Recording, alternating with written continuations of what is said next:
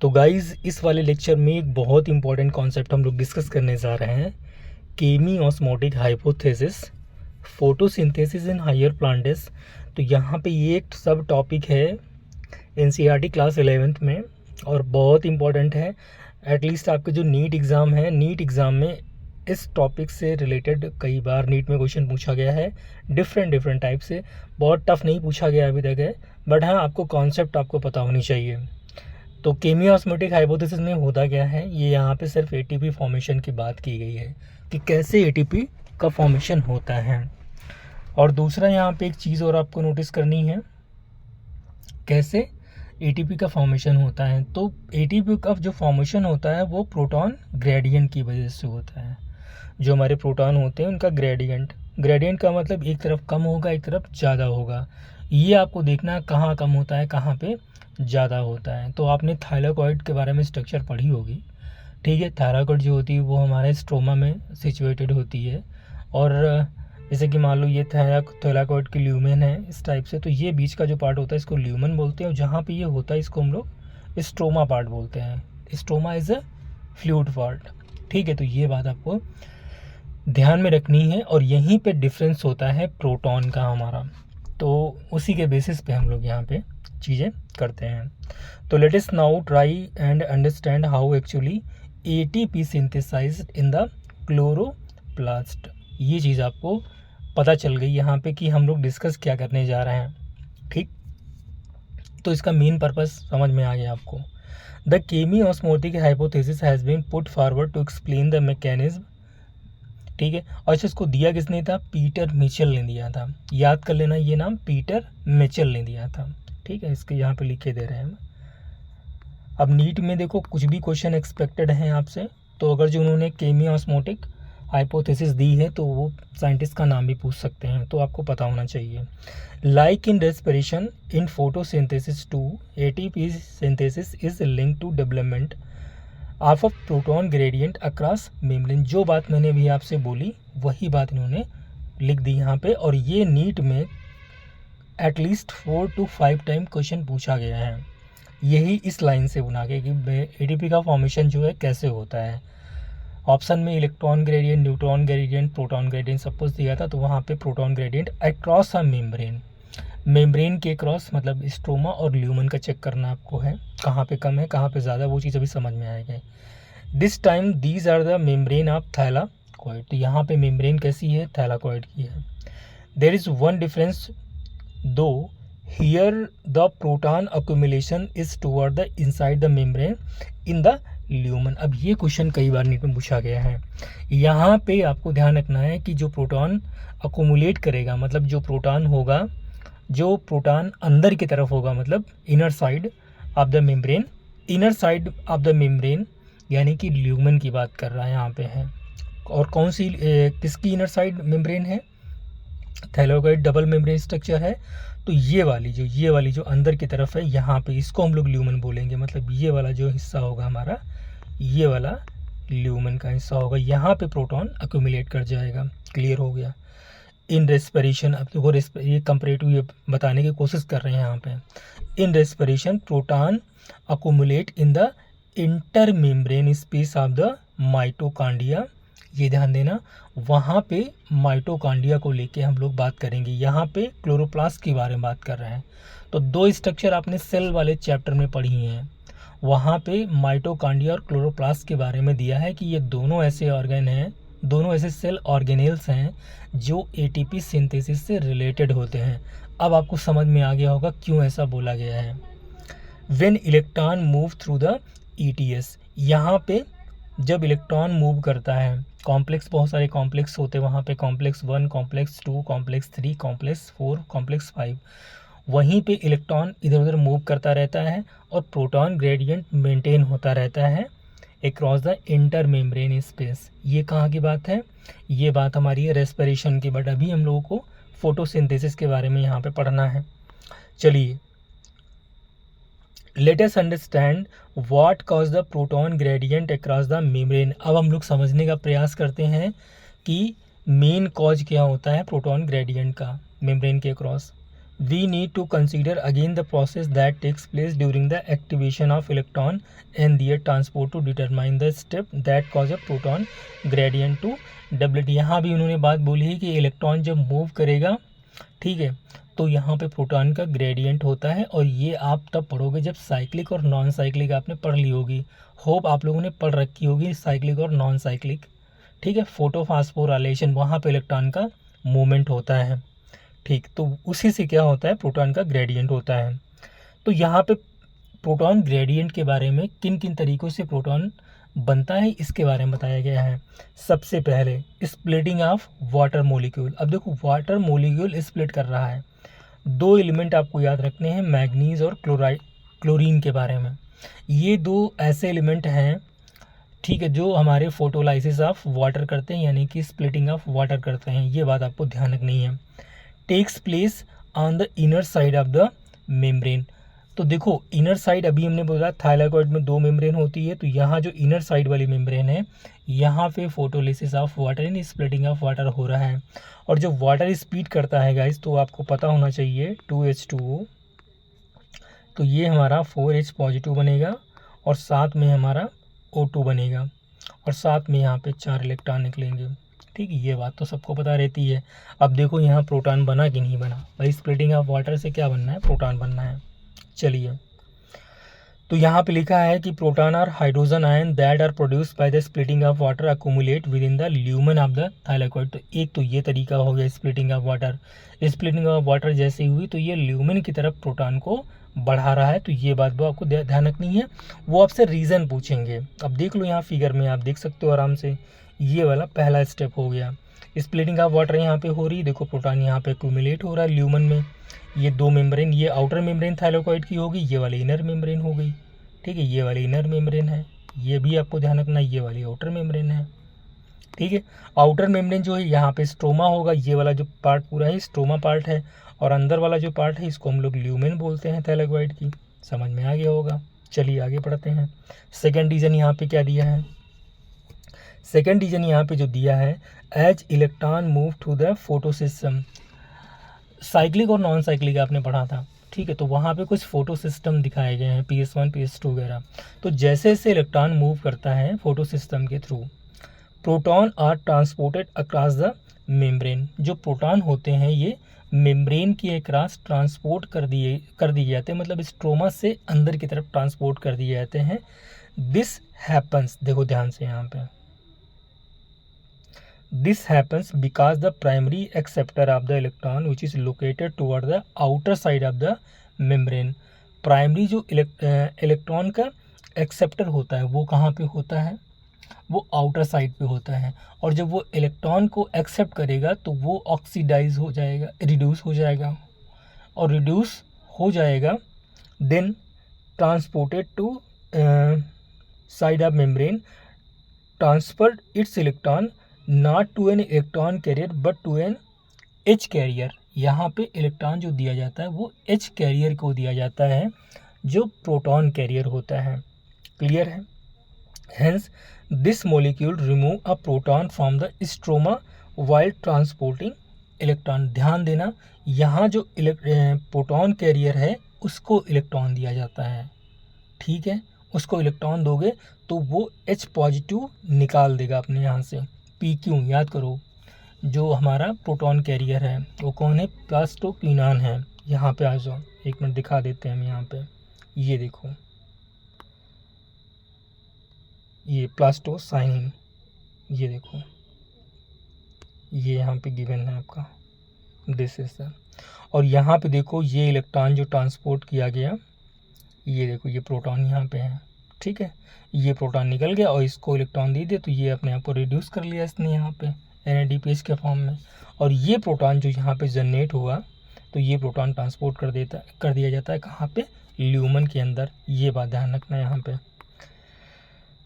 वही चीज़ यहाँ पे लिखी है, फिर से पढ़ लेते हैं। This happen because the primary acceptor of electron which is located toward the outer side of the membrane transfer its electron not to an electron carrier. Electron carrier को नहीं, ये क्या करता है, but to an hydrogen carrier, यानी कि hydrogen career को ये इलेक्ट्रॉन को ट्रांसफ़र करता अपना है।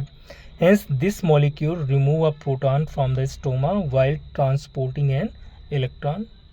When this molecule passes on its electron to electron carrier on the inner side of the membrane, the proton is released into the inner side or the lumen side of the membrane. तो वही वाली बात है, वो जो proton वहाँ stroma में गया था उसको ट्रांसपोर्ट करके ल्यूमन में डाल दिया जाता है। बात क्लियर हो गई। ये दूसरा तरीका था प्रोटॉन अक्यूमुलेट करने का, कहाँ पे, ल्यूमन में। एक तो फोटोलाइसिस वाला भी पढ़ा आपने, तीसरा वाला देख लेते हैं। और तीनों रीज़न पूछे गए, ये असर्शन रीज़न वाला क्वेश्चन बन सकता है यहाँ पे। तीसरा वाला पढ़ लेते हैं। The NADP reductase enzyme is located on the stroma side. ये काफ़ी इंपॉर्टेंट है। जो हमारा NADP रिडक्टेज एंजाइम होता है ये स्ट्रोमा साइड में लोकेटेड, मतलब आउटर साइड में लोकेटेड होता है of the membrane along with electron that come from the acceptor of the electron of PS1। ठीक है, proton are necessary for the reduction of NADP plus to NADPH। तो यहाँ पे इन्होंने ये बात बोली है, यहाँ पे देखो यही वाली सेम, यहाँ पे PS1 से जो इलेक्ट्रॉन चला यहाँ पे, ठीक है, ये क्या करता है, ये वाला इलेक्ट्रॉन इसको दे दिया जाता है NADP प्लस को, क्योंकि इसको रिड्यूस होना है।